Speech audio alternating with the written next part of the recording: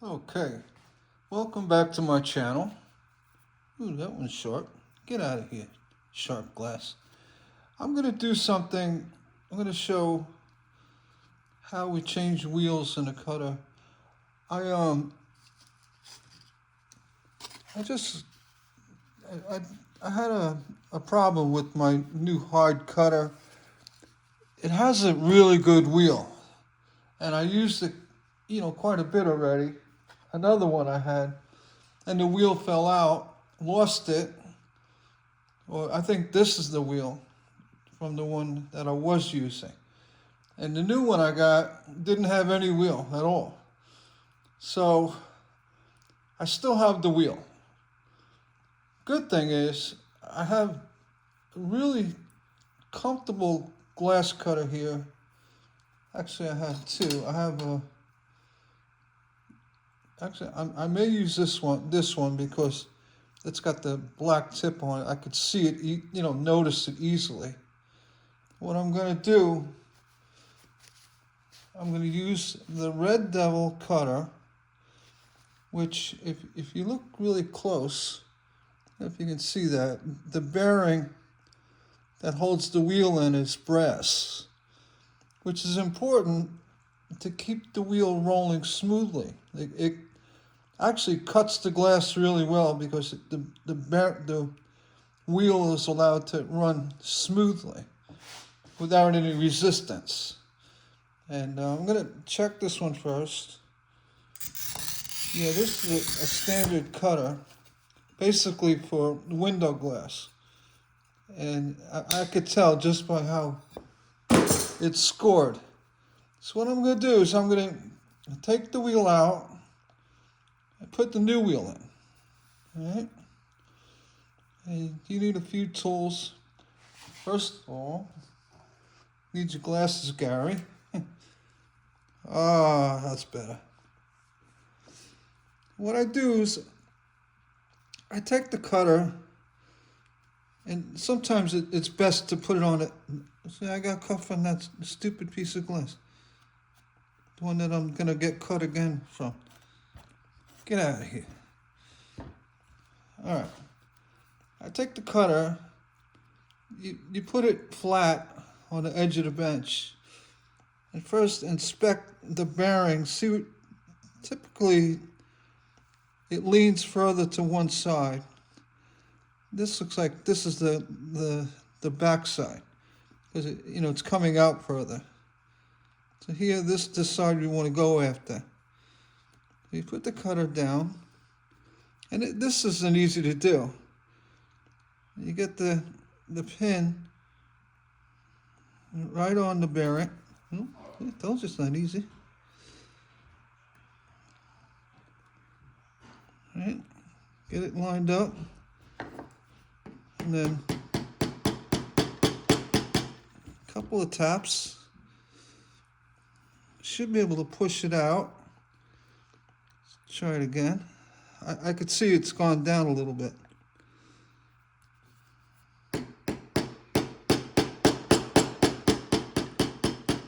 And as you do that, I'm actually pushing the cutter down with my hand.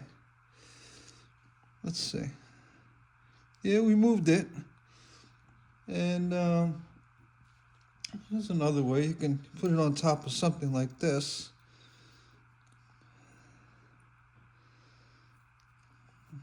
There we go.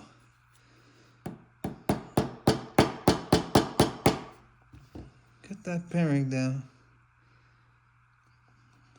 Yeah, getting it. I'll hit the camera. I think it moved that time. Yeah, it's moving.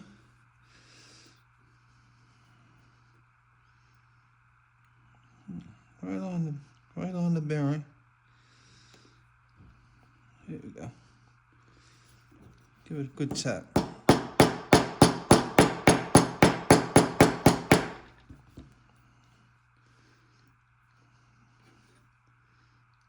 Yeah, it moved a little bit.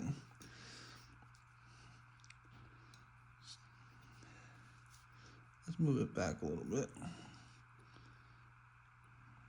Bear with me. Sometimes they come right out. And this ain't that time. I'm going to go flat on the bench again because I had a little more leverage. So right on that bearing.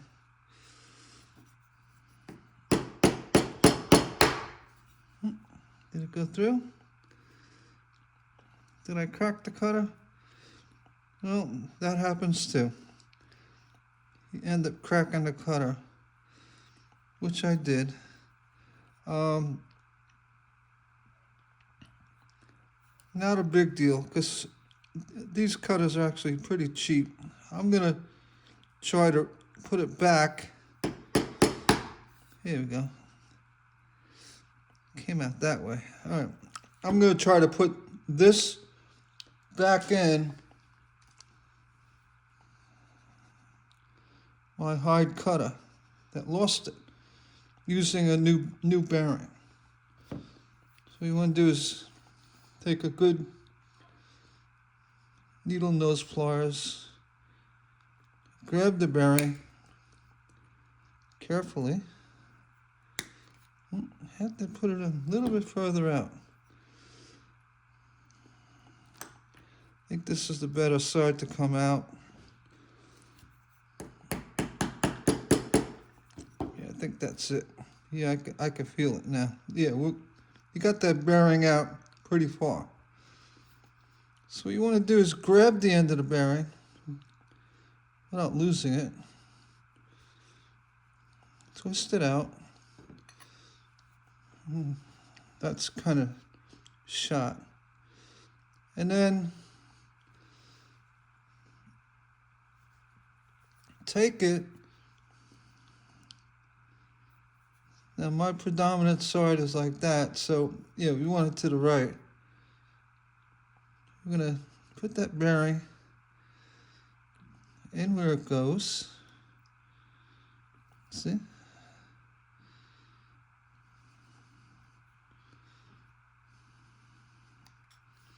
You don't want to do that.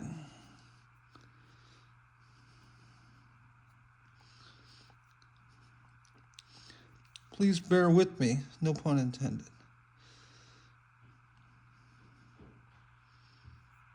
There you go. Get a good grip on it.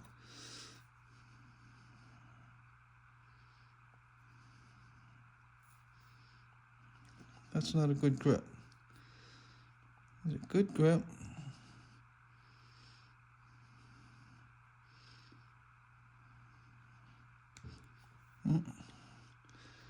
Doesn't want to go on that side. Let's try this side.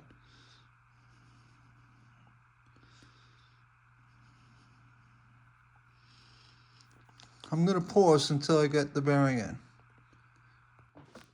Okay. Got the bearing halfway in. If you can see that. So it's hanging halfway. What we're going to do is get the wheel where it needs to go. And if it doesn't go in easily, you got to pull the bearing out like that. Slip that wheel in. Come on, wheel.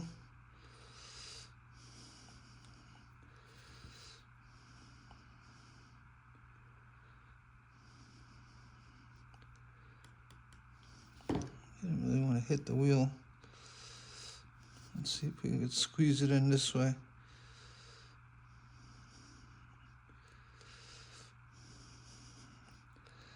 Nope. Let's pull this bearing out a little bit more. Sure, it looks like it's all the way out. Alright. Why it's being difficult.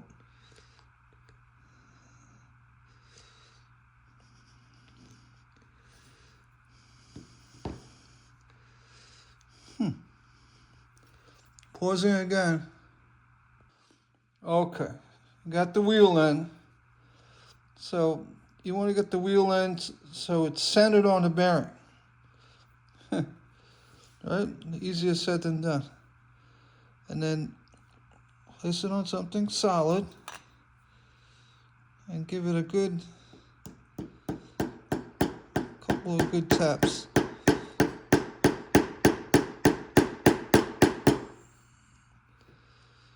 It doesn't look like it's going in. So it should start going in.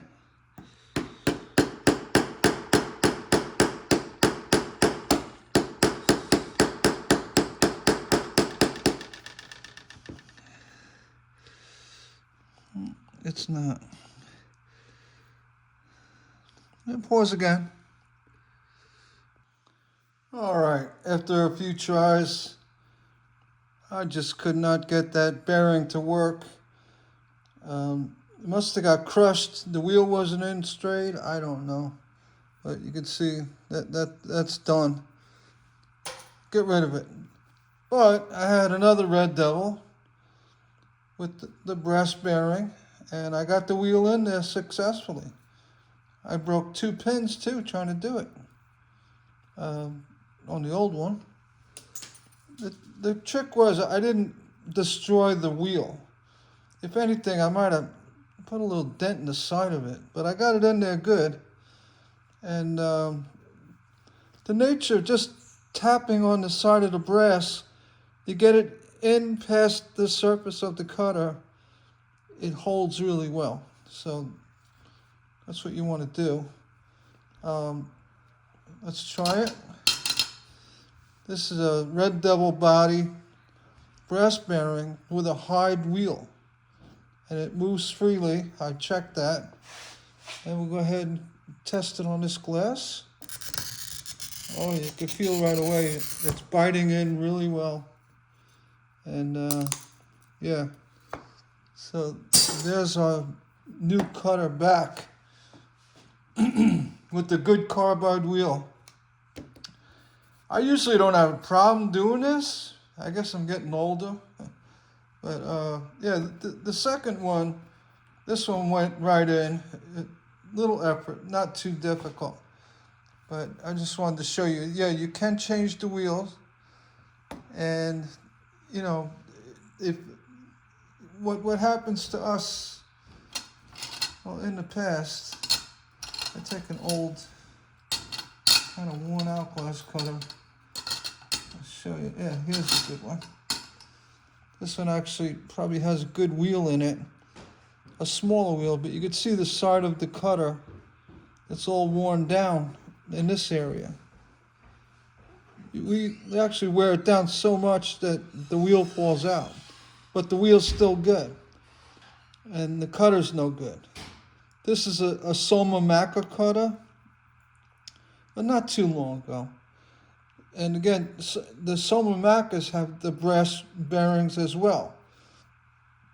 The problem is that the new Fletchers, you know, like this one, has the roller pin bearing, which binds up.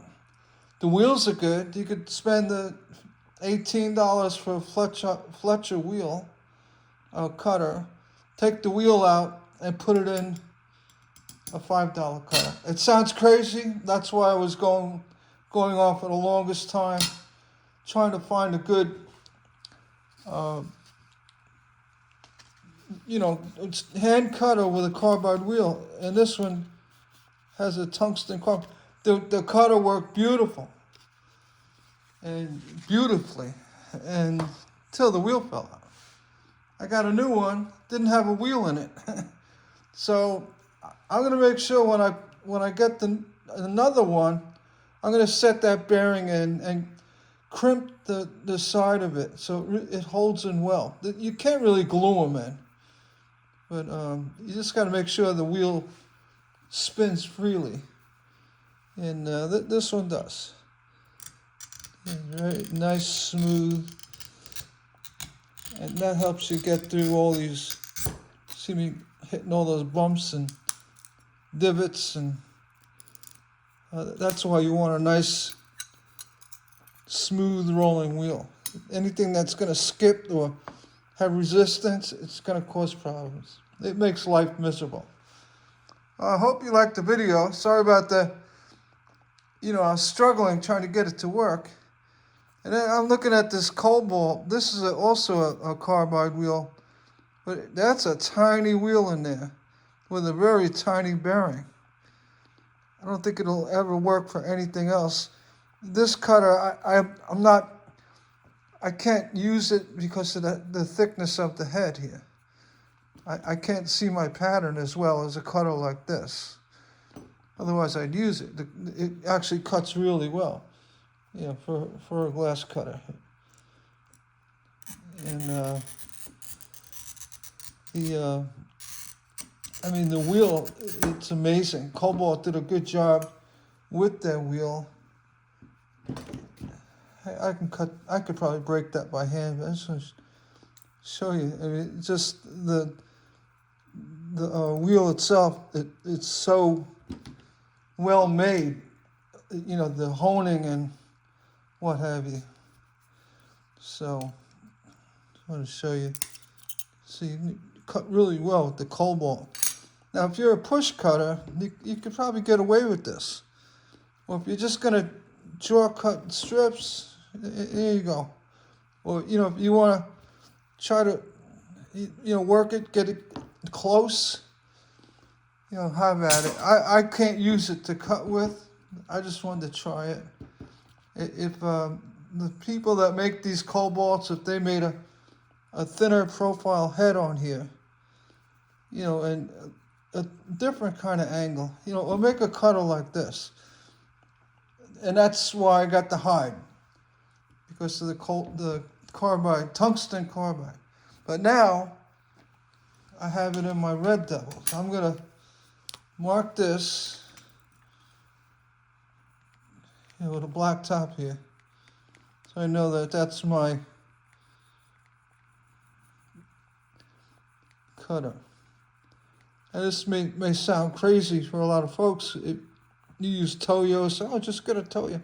Well, I can't use, the silver schnitz and the Toyos. They're more for push cutting.